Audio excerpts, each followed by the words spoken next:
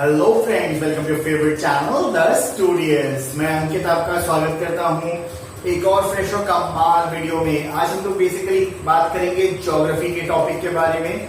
Geography में आज हम लोग कवर करेंगे चैप्टर जिसका नाम है earth the unique planet. Basically ये आपका अगर क्लास 9 का देखा जाए तो फर्स्ट चैप्टर है, लेकिन जीएस ले लीजिए और ज्योग्राफी के पॉइंट ऑफ व्यू से बहुत इंपॉर्टेंट चैप्टर है जो आपके कॉम्पिटिटिव एग्जाम्स में भी बहुत काम आने वाला है और साथ ही साथ क्लास 9 के बोर्ड एग्जामिनेशन में आईसीएसई में तो बहुत काम आएगा ही। आईसीएसई का कैरिकुलम इस तरह से डिजाइन है बच्चों की, आप उसे तैयार कर लीजिए अच्छे से तो कॉम्पिटिटिव एग्जाम्स भी तैयार हो जाएगा। तो ज्योग्राफी के इस पोर्शन में बहुत अच्छे से इसको पढ़ लीजिए तो आप अर्थ के बारे में सारी रेलेवेंट इंफॉर्मेशन जान जाएंगे। चलिए शुरू करते हैं। देखिए, इस चैप्टर में बेसिकली बहुत इजी चैप्टर है, लेकिन इसको बहुत अच्छे से समझना जरूरी है क्योंकि ये बेसिक है आपका। चाहे आप किसी भी साइंस के फील्ड में चले जाइए, फिजिक्स चले जाइए, चाहे आप ज्योग्राफी पढ़ रहे हैं, चाहे आप कोई और भी एस्ट्रोनॉमी का पार्ट पढ़ते हैं, तो अर्थ के बारे में तो जरूर आपको मालूम होना चाहिए क्योंकि अर्थ हमारा बेसिक प्लैनेट है जहां पे हम लोग रहते हैं। और अर्थ अगर के बारे में हमें नहीं पता तो फिर बड़ी मुश्किल की बात है कि नॉलेज हमारी थोड़ी कमी है। तो इसीलिए अर्थ के बारे में, earth as a unique planet के बारे में आज डिस्कस करेंगे बहुत ही खूबसूरती से डिटेल में, और साथ ही साथ लास्ट में बताएंगे आपको इंपॉर्टेंट क्वेश्चंस जो बोर्ड पॉइंट ऑफ व्यू से बहुत इंपॉर्टेंट है क्लास 9 के। समझ लीजिए अर्थ है क्या। Earth is a planet. Planet और स्टार में बड़ा कंफ्यूजन होता है बच्चों में। देखिए, सन क्या है आपको मालूम है, सन इज द स्टार, और अर्थ क्या है, प्लैनेट। तो अर्थ और सन में डिफरेंस क्या है? देखिए, star is basically made up of gases. Star जो होता है बेसिकली हेवनली बॉडी होता है जो गैसेस से मिलकर बना होता है, और उसमें क्या होता है, फ्यूजन रिएक्शन करता है। फ्यूजन रिएक्शन क्या होता है, वहां पर जैसे कि हाइड्रोजन के जो एटम्स होते हैं वो आपस में बहुत हाई टेम्परेचर और प्रेशर में मीट करते हैं और हीट एंड लाइट एनर्जी निकलती है जिससे कि आपका हीलियम बनता है। आपको मालूम है कि जो सन है इसमें भी यही रिएक्शन होता है जिसके कारण से सन हमें लाइट देता है। सन हमारे लिए बहुत इंपॉर्टेंट है, लेकिन सन कोई एकलौता स्टार नहीं है जो ऐसा काम कर रहा है। सन से भी बड़े स्टार्स हैं और सन से बहुत आप कह सकते हो जाइंट भी हैं, लेकिन वो हमसे बहुत दूर हैं, इसीलिए हम उनके रिस्पेक्ट में बहुत कम जानते हैं और हमारे लिए बहुत इंपॉर्टेंट भी नहीं है। लेकिन सन हमारे लिए बहुत ज्यादा इंपॉर्टेंस रखता है। अब इसके बारे में बात करते हैं कि स्टार तो हमने बात कर लिया, अब प्लैनेट क्या होता है। देखो, planet is basically the ball of rocks and basically minerals. ये रॉक्स और मिनरल से बनी हुई एक बॉल है, या आप कह सकते हो एक कण है, या आप कह सकते हो एक बहुत बड़ा चंक है जो बेसिकली बिग बैंग थ्योरी के थ्रू बना होगा। अब देखो, बिग बैंग थ्योरी क्या होती है, आपने सुना होगा एक टर्म एस्टेरॉइड्स। एस्टेरॉइड्स देखो क्या होता है, एस्टेरॉइड्स जो होता है वो मार्स और जुपिटर की बेल्ट के बीच में घूम रहा है, वो पत्थर है। तो एक बार माना जाता है कि क्या हुआ होगा कि जब एक बहुत बड़ा सा एक्सप्लोजन हुआ होगा, दो एस्टेरॉइड्स आपस में टकराए होंगे तो वो छोटे छोटे पार्ट्स में टूटे। जब वो छोटे छोटे पार्ट्स में टूटे तो वो क्या हुए, एक दूसरे से दूर गए, बहुत दूर स्पीड में भागे।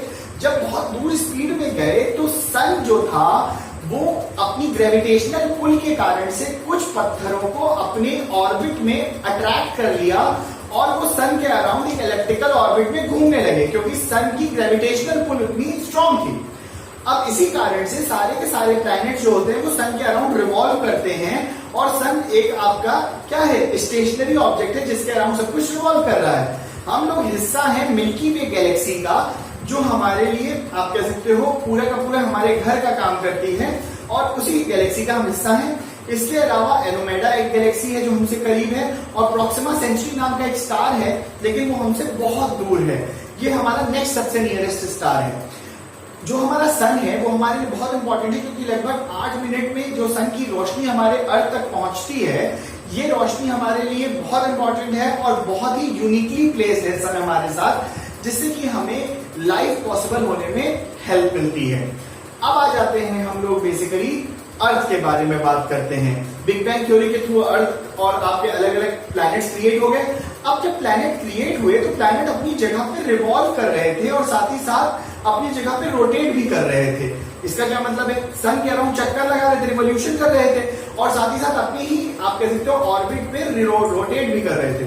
तो इसी रोटेशन के कारण से जब वो गोल गोल घूमेंगे, तो जब आप कोई भी चीज गोल गोल घूमेगी लाखों सालों तक, हजारों सालों तक, तो क्या होगा, उसके जो एजेस हैं, मतलब जो उसके एज जो पहले शार्प रहे होंगे वो क्या हो गए, वो शेव ऑफ हो गए, सारे के सारे एज शेव ऑफ हो गए और एक बहुत ही खूबसूरत सी फिगर बन गई, जो एक आप कह सकते हो जैसे कि आपका जो अर्थ है ये स्फेरॉइड है। स्फेरॉइड समझते हो?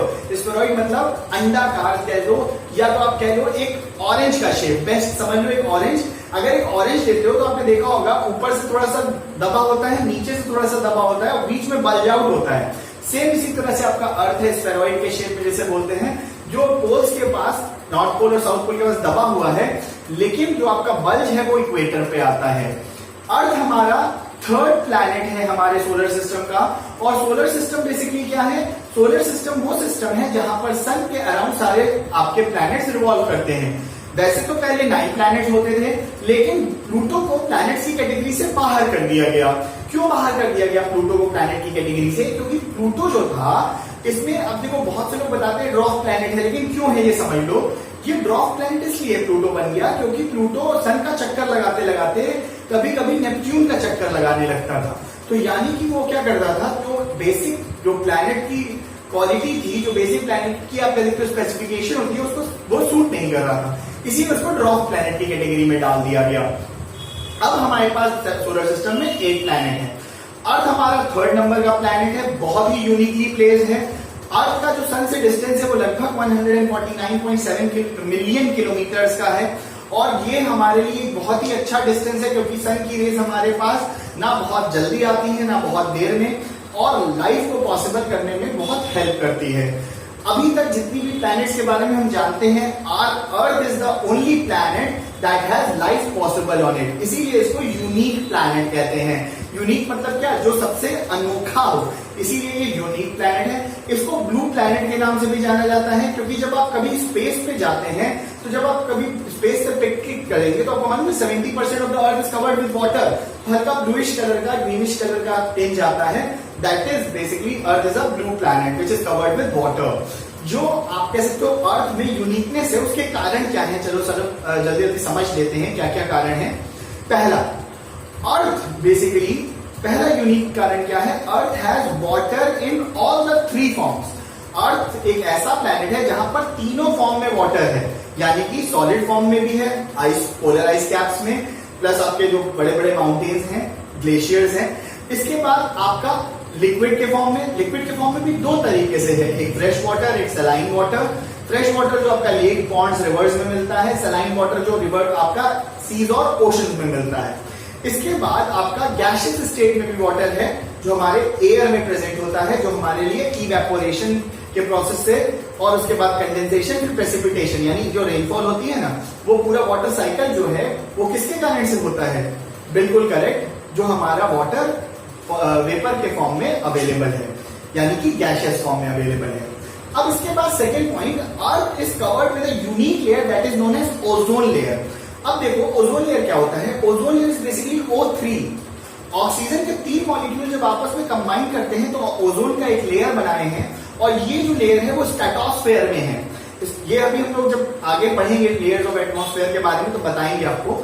स्ट्रेटोस्फेयर में एक लेयर है और ये बहुत इंपॉर्टेंट लेयर है बिकॉज ये यूवी रेज यानी अल्ट्रा वायलेट रेडिएशंस जो होती हैं सन की, जो बहुत ही डेंजरस होती है, जैसे स्किन कैंसर और अदर स्किन डिजीजेस हो सकते हैं, उससे बचाती है, अर्थ को प्रोटेक्ट करती है, और साथ ही साथ ब्लैंकेट का काम करती है, और रात में क्या करती है? सन की हीट को हमारे अर्थ में ट्रैप करने का काम करती है।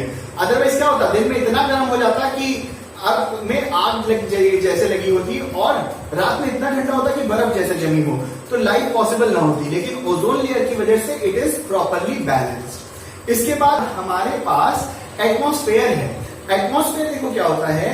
Atmosphere is basically a blanket of air. आपको मालूम है हमारे आसपास एक एयर का पूरा ब्लैंकेट है, that is known as atmosphere.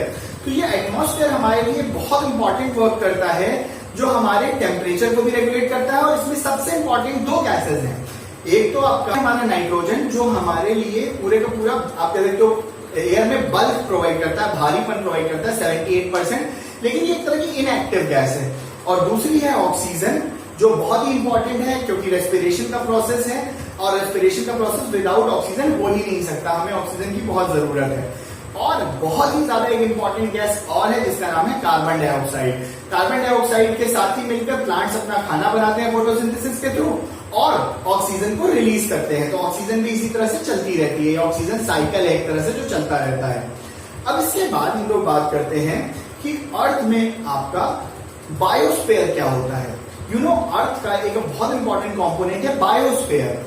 Biosphere क्या होता है? जब अर्थ का बायोटिक और एबायोटिक कंपोनेंट, मतलब कि जितने भी लिविंग ऑर्गेनिजम्स हैं, लिविंग कंटेंट्स हैं और नॉन लिविंग कंटेंट्स आपस में मिक्स हो, जैसे कि एटमॉस्फेयर, लिथोस्फेयर, हाइड्रोस्फेयर। अब देखो एटमॉस्फेयर तो मैंने बता दिया, लिथोस्फेयर क्या है? लैंड। देखो लिथो मतलब लैंड, रॉक, तो लिथोस्फेयर। और हाइड्रोस्फेयर मतलब क्या हो गया? वाटर, यानी हाइड्रोस्फेयर। तो ये सारा जो लेयर आपस में कंबाइन करता है तो क्या बनाता है? बायोस्फेयर, जो अर्थ में लाइफ को पॉसिबल बनाता है। अब इसके बाद एक बहस छिड़ गई थी पहले कि अर्थ क्या राउंड है। अभी तो मैंने बता दिया भाई राउंड है, सब कुछ है, लेकिन ये चीज बहुत दिनों में प्रूव हुई। इसको प्रूव करने के लिए कुछ बहुत इंपॉर्टेंट फैक्ट्स रखे गए, वो फैक्ट्स का जिक्र कर लेते हैं। पहली चीज, जब टेलीस्कोप बनाया गया तो देखा गया कि जब सन राउंड है, सारे स्टार्स राउंड है, सारे अदर सेलेस्टियल ऑब्जेक्ट्स राउंड हैं, तो अर्थ कोई एक्सेप्शन क्यों हो सकता है? यानी अर्थ भी राउंड होगा। सेकेंड, जब सैटेलाइट्स बन गए तो सैटेलाइट से जब पिक्स ली गई तो ये पूरा क्लियर हो गया कि नहीं, अर्थ तो राउंड ही है।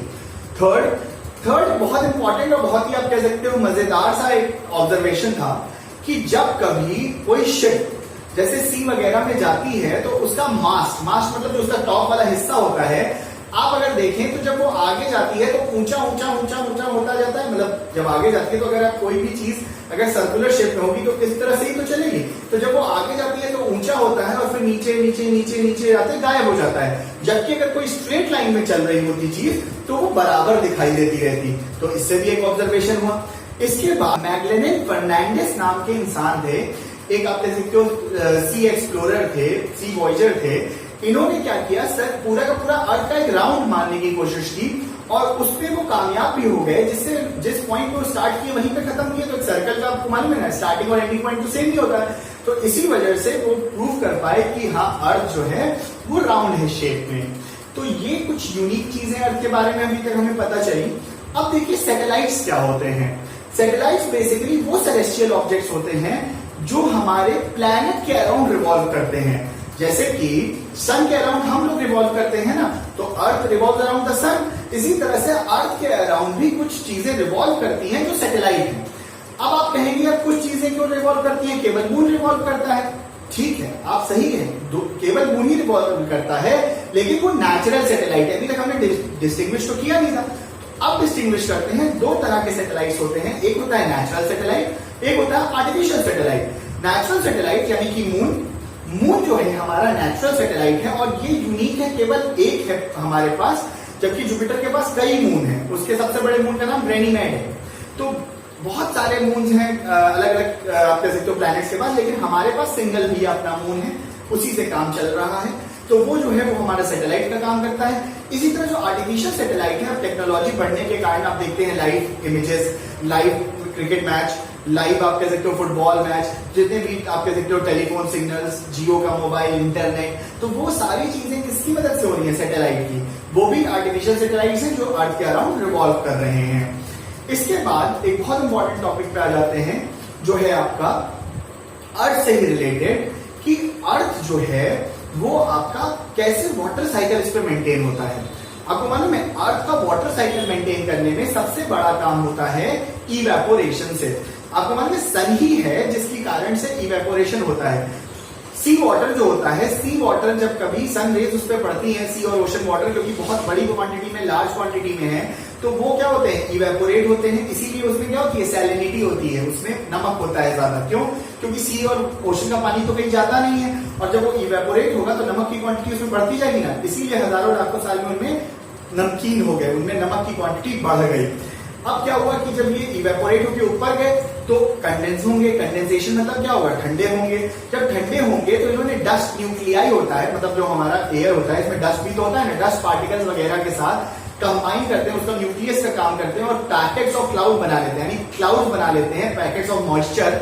और कंडेंसेशन के प्रोसेस से क्या बनाते हैं, क्लाउड्स। और फिर जब एक हाइट पे पहुंचते हैं, एटाबैटिक कूलिंग होती है, तो वो प्रेसिपिटेट कर जाते हैं, पानी बरसाते हैं। तो आई होप आज का टॉपिक अभी तक आपको क्लियर था। बड़ा मजेदार टॉपिक है अर्थ का, जहां पे आपने अर्थ के बारे में बेसिक इंफॉर्मेशन जान ली।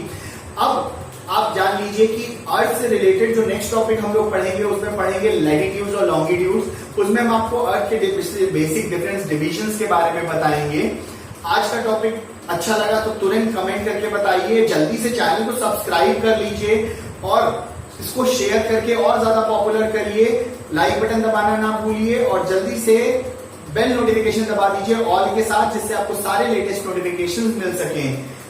अपना ख्याल रखिए, स्वस्थ रहिए, मस्त रहिए, देश का भी ख्याल रखिए। जय हिंद, जय भारत, थैंक यू।